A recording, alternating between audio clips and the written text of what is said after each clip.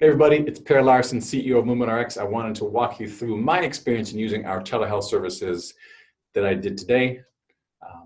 Had some nagging back pain from essentially not being as active as normal because of restrictions that we have. It's a real thing. I'm feeling it. I run a physical therapy business. I shouldn't feel these things, but I do. I imagine some of you are too, but I wanted to at least walk you through how we do it from a telehealth standpoint, and then also give you insight into my actual session with Dr. Megan about what she did, how it went, and what it might look like to do this telehealth, that physical therapy with us. So take a look. So there's a couple of ways that you can do this. Of course, you can go to our website, movement-rx.com. Go ahead and click virtual appointment. And then you can fill in the information that you need. We've taken off the options for locations, just go virtual telehealth, the days, etc., and then add in some notes and clicks. Here below are some of the ways that you can schedule. You can schedule directly in the first link through our website, no credit card on that one. But if you want to cut to the chase and get directly on the schedule, I also include the link to our scheduler there, which requires a credit card to reserve your appointment. So let me take you to the session that I had with Dr. Megan. Truncated, of course. Take a look. All right. Hey, how's it going? Hey, good to see you. You too? Good to see you every week now. Yeah. So what's been going on with your back? So lower right back, maybe just above the hip, it feels like it's always tugging, especially when I'm sitting down. And because I haven't been as active these last couple of weeks, that when I do something, I feel it. So when you start to do something, what do you mean? Like any kind of physical activity? Yeah, so if I'm jogging or we have a kettlebell at the house, any kind of midline stuff for some period of time, it just feels like it doesn't hurt, but there's something there. Okay. And then later on, if I'm sitting down, it'll ache a bit, and at night even, if I move my right leg over, like if I'm switching positions, it'll just give me a little like sharp pain, or just kind of dull achy, or that type dull achy, but sudden onset based on my movement pattern. Does that make sense? Okay. Yeah. And then as soon as you settle into that new position, does it go away? It's fine. Better? Yeah. If I'm static, it's fine, unless I'm like sitting on a couch in maybe hip flexion, and then I'll feel it. Okay. What kinds of things have you been trying to do for it so far, if anything? Besides sitting on a chair. Which doesn't necessarily seem to help it, but. So just rolling out the glute, rolling out the hip, lacrosse ball in the hip flexor, in the glute. I've been trying some window washers just to try to open up the hips. Maybe that'll help. Yeah. But I also find that my hammy gets really tight. Maybe it's related, don't know. You tell me. And in terms of working on, it's been simple stuff. So maybe rowing, kettlebell, and then running. Running is hit or miss in terms of how it feels. Sometimes it's fine. Sometimes it feels like it's just pounding on it. Okay. And how often, as far as those mobility exercises that you've been doing, how often do you try to do those? 6 times a day. And the real answer is? Probably every other day lately, because it's been bothering me more. Okay. I think with inactivity, it's getting worse and worse. Yeah. How often are you taking movement breaks from your desk, if any? Probably on at least an hour. Every hour I'm getting up. Okay. And are you using the standing desk at all? Yeah, going back and forth. Okay. About how long do you spend at each? The sitting versus probably standing? I'll spend maybe a third of the day in the standing. Okay. And is that all at once? Like you sit for or stand for a couple hours at a time and then sit the rest of the day, or you break it up? It'll usually be for a chunk. Okay. Yeah. So let's talk about that first. Of course, we'll get into some movement assessment and get into those exercises. But, as you've kind of noted, a lot of it has to do with just lifestyle changes that have been forced on all of us with this quarantine. you know, our daily movement patterns change. And even though, you know, these movement patterns may have been about the same as what you're doing before, just activities outside of work, you know, you were a lot busier and moving around more probably. So now it's a matter of trying to incorporate that into your workday a little bit more. So I like that you get up every hour, maybe even shoot for every 30 minutes, even if it's just a quick, like, stand up, reach up, touch your toes, sit back down. And then if anything, trying to chunk the standing a little bit more of, you know, especially if you have like a short task that you're trying to get to, do that short task, you know, spend 10, 15 minutes and then go back to sitting and try to break it up that way. So at least break up the sitting a little bit more. So it's great that you're incorporating the standing desk, but trying to have that variability throughout your day a little bit more will be better.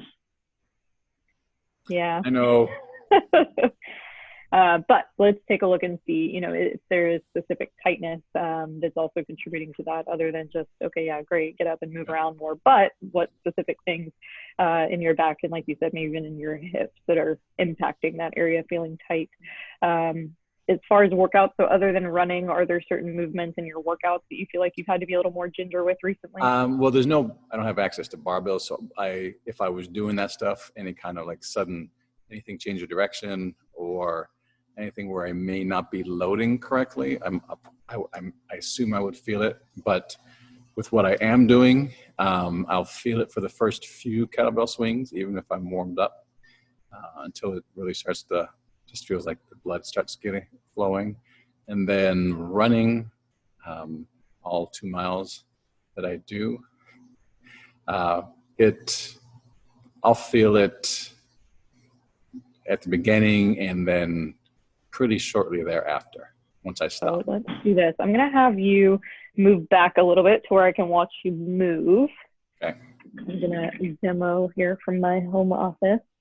So go back even more to where I can see you move. I'm going to have you stand and reach down towards your toes, keeping your legs completely locked out. All right, we'll cut this. Perfect. Maybe a little further, like go in between the rig. Yeah, perfect. Good. Reach towards your toes. Good. Any discomfort with that? No. Okay, just some tightness, pulling. Okay. And then arms overhead. Let me have you lean back as far as you can.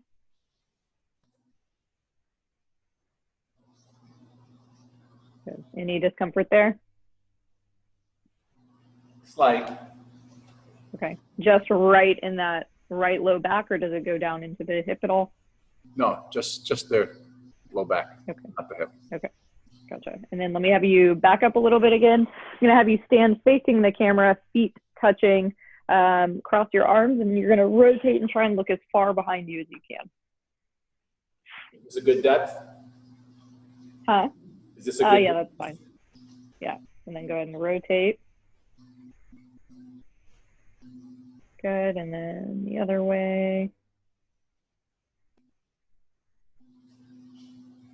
Oh. Yeah, you look more limited on that side. Did you get a little discomfort that way? No, just foot cramp, but it just feels stuck. Yeah, it definitely feels stuck going that way. So just more tightness, not necessarily like it didn't bring on that same pain that extension did. Okay.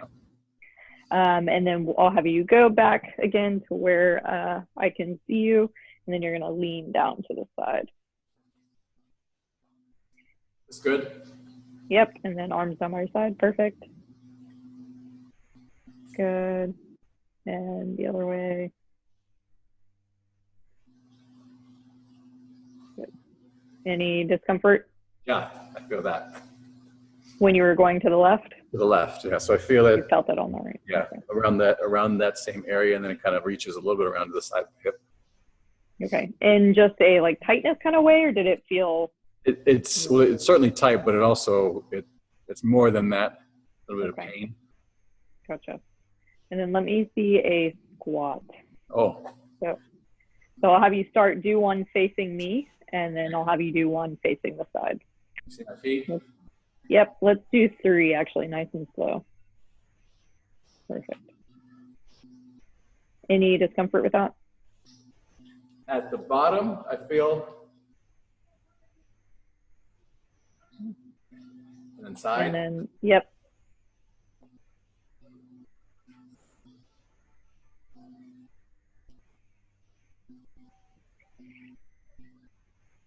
And one more. And the more you did it get any better or worse? It feels a little better as I go, but it's still like, even now, as I'm walking towards you, it's A little tight. twinge. Yeah, a little. Okay. All right. So as far as exercises, I like that you're doing those hip windshield wipers. Do you get any kind of a twinge or discomfort when you do those? Yeah. So when I go to the right, Mm-hmm. it's really tight back there. And if I try to lean forward to try to move through it, I feel it there for sure. Okay. So let's go through that exercise real quick and we'll add a little bit to it. So I'm going to have you, you'll point your camera down to get down onto the ground. Let me adjust myself here too.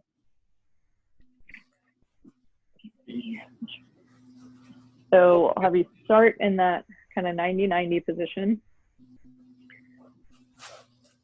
Good. So on this side, any discomfort there, or that feels okay? It's tight. Okay, but no pinching or discomfort in your lower back? No, actually right now Okay. it's okay. Okay, so now I'm gonna have you switch. You have the room that you can keep your feet the same and rotate. I'm gonna twist a little bit here, good. And so then on this side, is that where you feel a little more pinch?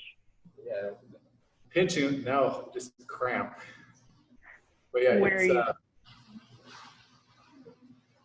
Hold on, loosen that up. Yeah, it kind of, I feel it now around the hip, Mm-hmm. a little bit of pain, and then now it starts to move up. Okay, so I'm gonna have you lean back onto your hands. And when you do that, does that alleviate it some or it's still there? It makes it worse. Okay, all right, so let's come back forward. And then if you unweight yourself a little bit through your hands, so still being in that more upright position, but not to where it gets uncomfortable to the back, is that same, better, or worse? Better. Okay. And then from here, if you're able to, I want you to squeeze. So for you, squeeze your right glute and try to push that right hip forward. So from the side, it ends up, if you can, looking like you're trying to push that hip forward. So you're squeezing here. You should feel a little bit more of a stretch in that front hip flexor. I feel it. Okay. Feel the stretch or you feel more discomfort? Stretch. Okay. And does it feel like it's aggravating anything in the back or it's mostly just a stretch in the front? No, if I can get my glute to engage, Mm-hmm. it seems to be okay. Okay. Imagine that. Good. So let's do a few reps of that. Let me have you do it 3 times, holding for 5 seconds. Airplane. Okay, so I'm gonna have you do that 3 times, hold it for 5 seconds, that glute squeeze, pushing that hip forward, hold it for about 5 or 6 seconds. Should I lift both glutes off the ground? Really just that right one. Your left one's gonna stay planted as you're kind of driving that right hip kind of up and almost towards your left side. Okay. We're working on that hip extension and internal rotation that tend to be really tight here that kind of tweak on the lower back. And then I will have you go ahead and repeat the same thing to the other side. Cover my white legs. Can't even see him in that fluorescent light. It's just straight into shorts. If this was a white carpet, I'd have no legs. It's a good thing you came out into the gym.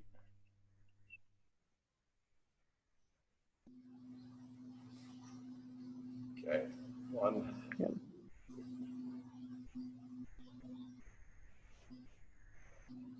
Good, yeah, and then just whenever you do these, doing them for reps. So typically if it's kind of a relaxed leaning back, it should feel okay for your back. But if it feels pinchy, find whatever angle feels most comfortable. But I would say let your hands help and support you, especially as you're getting started with it and feel a little stiff. And then just work that back and forth to work on that hip mobility. And then as you're able to, you can get a little bit more of the forward inclination. But especially if you're feeling really tight and you're trying to sit forward right off the bat, your back is really going to round and you're going to end up really hunched forward. So I'd rather see a good final position and focus it more on the hips first. But if it feels really pinchy in the back, then maybe be a little bit more upright. So just see what feels most comfortable for you on that stretch. And then when it comes to ball mobility, let me get back up here. So using, remind me, which ones lacrosse ball exercises did you say you've been doing? Just glute smash and then into the flexor. Okay. So yeah, definitely keeping up with those two. And then I would say adding the QL smash. Are you familiar with that one? Yeah. So using the lacrosse ball in the small of your back, basically right in that area where you feel the tightness, and maybe even adding a little bit of hip flexion to it. So where's my lacrosse ball? So you don't necessarily have to do it with me, but one thing that you can maybe add to that you're not, make sure I'm angled here, that you're not already doing. So if I'm up against, ideally you're up against a wall or in a chair. But if you have your feet up and you put that ball in your QL, you can either just breathe into it, and with each exhale, make sure you're sinking a little bit deeper onto the ball, or even working that knee up towards your chest, because that kind of flosses the muscle along the ball there. So that's another one variation that we don't typically add in with the QL drill. So give that a shot and see if that also helps relieve that. And then it's just a matter of trying to be a little more consistent with it. And I would say too, working on thoracic mobility, because it doesn't, of all the things you listed, it didn't sound like you had been doing much of that. So whatever variation of thoracic mobility you like best. My mid back does not get tight when I sit at the computer. No way. Right. No way. So even just when you're sitting down and doing some, seated rotation, reach up, getting a little bit of extension, but working on extension over the foam roller, and then whatever variation of thoracic rotation you like. So how is my thoracic possibly impacting my lower back? Yeah, so a lot of times, especially now that you're spending more time sitting at the computer, hunched forward, I'm exaggerating, I'm sure your posture is not that bad, but we're spending a lot more time sedentary, and here, so that area, which was probably already stiff to begin with, is now even more stiff.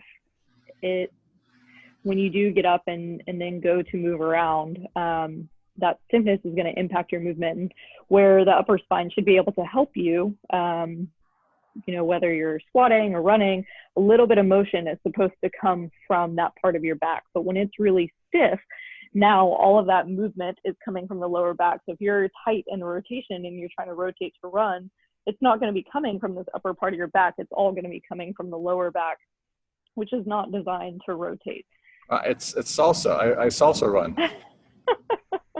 Yeah, that's not ideal for the lower back. So yeah, and it's the same with your hips. With your hips being tight, your lower back is where the body tends to give, if you will, and that if you have stiffness in your hips and stiffness in the thoracic spine, something has got to give for the times that you do try to go get that mobility, when you're squatting or running or whatever the daily movement is, that you're feeling it with, because the lower back is overworking. And then just when it comes to sitting for a long time, those muscles are trying to support you in a way that they're not designed to do for a long period of time. So that's where getting up and moving around and just doing literally a quick 30-second little movement flow of stand up, reach to the ceiling, reach to your toes, reach around, or do a little sun salutation. I know you're working in that office by yourself most of the days, so there's nobody to see you to look goofy, and that's where we're all at right now. I'm having to do it too, of changing my habits a little bit, because I find myself sitting behind the computer giving treatments where I'm used to being up and around. So it's an adjustment for everybody, whether it's just your home work setup is different than your work setup. So knowing, okay, I'm maybe needing to make these changes, or it just might be a matter of, okay, this is what I'm stuck with as far as my setup goes. So then the bigger impact is going to be in the habits you establish for working from home, meaning taking those movement breaks, standing, working when you can, those kinds of things. Yes. So question for my working at home ergonomics, or my working by myself now for longer hours. A chair or a stool? I have those choices. I switch from one to one. Sometimes it just feels like the stool is better because my pelvis feels like it's in a more active position, but am I making that up? No, I mean, it can go both ways, right? You know, I tend to sit in my chair. I'm pretty far from the back because I'm the same way in that when I'm, a lot of times I'll sit back, I'm a little more hunched forward. So when you're on a stool, not having that support, you can sit, or we do tend to sit on our sit bones a little bit better, meaning being a little more upright, versus when we have that support, we tend to, so typically when we're sitting down, even if I'm up against the back, I'm a little bit tilted backwards. So it's like, oh, great, I have back support, but I'm putting my spine or setting my pelvis in a bad position, which then sets my spine to be very curled forward. Versus when you're on a stool, we tend to right away go for those sit bones versus sitting on a stool rocked back in the same way. That's not to say that maybe some people don't sit like that, but we do tend to sit a little more upright with the pelvis in a good position. But at the same time, that even that position is going to be unsustainable. Like you'll probably start to feel tight and sore. So then you switch back to the chair, feels better for a little while, and then, you know, needing to do that back and forth, which ultimately would be, my recommendation would be going between the chair, the stool, and standing, movement breaks all spread throughout. But the biggest thing is position and movement variability as much as possible. So again, with the equipment that you have around, pretty sure there's an AirX pad in the room next door to you that even playing around with when you're at your desk kneeling down. So here, you know, occasionally you can do like this and be typing on your computer, or if you're listening to a video, or even just doing like this. So that way you're working on hip extension, you know, squeezing your glutes, pushing your hips forward, or just doing one side at a time, and you can still be on the computer. Or if you're doing a Zoom call or meeting, you can sit in your meeting like that. Man, you ask a lot. It's just a matter of getting into the habit. Like, I get it. I'm the same way in that it's tough to incorporate this, you know, when it's obviously easiest to just sit in a chair in front of the computer and do like this all day long. But, you know, we all will start to feel it in the neck or the shoulders or the lower back. Those are definitely the most common things I'm hearing. It's been amazing. I mean, this has gone on for probably, I've had it here or there for like 2 years, but it's been much better until a month ago. Yeah. They stopped, you know, the gym closed, therefore I don't have classes, and I'm not the greatest about kicking my own ass. And so, yeah, I find reasons, my routine is screwed up.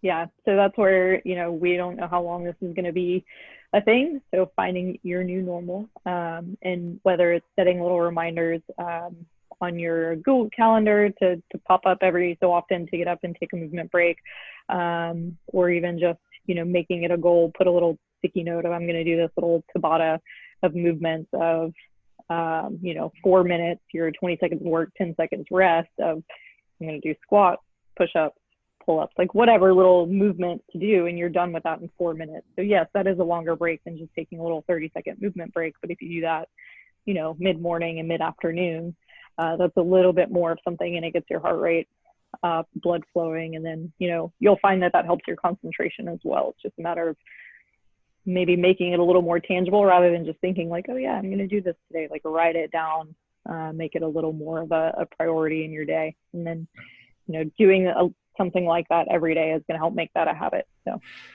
Okay. Thanks, Dr. Meg. So what do we do from here? All right.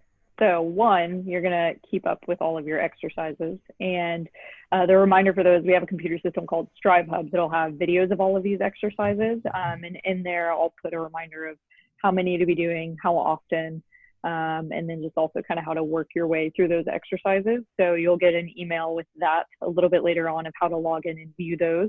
There's both an app and a website. So whatever is easier for you to be able to keep up with, to remember what those exercises are. And then let's go ahead and get you scheduled up for another visit next week. Same thing, it'll be video calls for the time being, that we can check back in and then add or update any exercises as we need to. So don't forget when you log into the membership area that you can take a look at what we have coming up as far as webinars and office hours. So each week we have kind of an Ask the Doc office hours, that if you have any questions outside of your physical therapy sessions, that we can address there. And then also it's good information for, there may be a question that relates to you that somebody else asked that you hadn't thought of. So it's great to always hop in on those and see what we have to talk about that week. So we have those Tuesdays, and then Thursdays there's a webinar of different topics each week. So be sure to tune in on those because they have been dynamite as far as information every week. So be sure to check that out because it's a great resource that you have in that membership area. So in that membership area, I think working your way through the online program, the low back fix will be perfect. So getting into a good routine, because it sounds like maybe the exercises you've been doing have been a little inconsistent as far as having a good training program to follow. And this program's perfect. And then, it's targeted for people who have been dealing with lower back pain or trying to get back into a good exercise routine. So going through that program, and then as you make your way through that, we'll check in periodically to make sure things are going well. And then if we need to, we can modify specific things if they're causing issues for any reason, or maybe we need to beef it up, whatever it might be. We can tailor the program a little bit further to your needs. Sound good?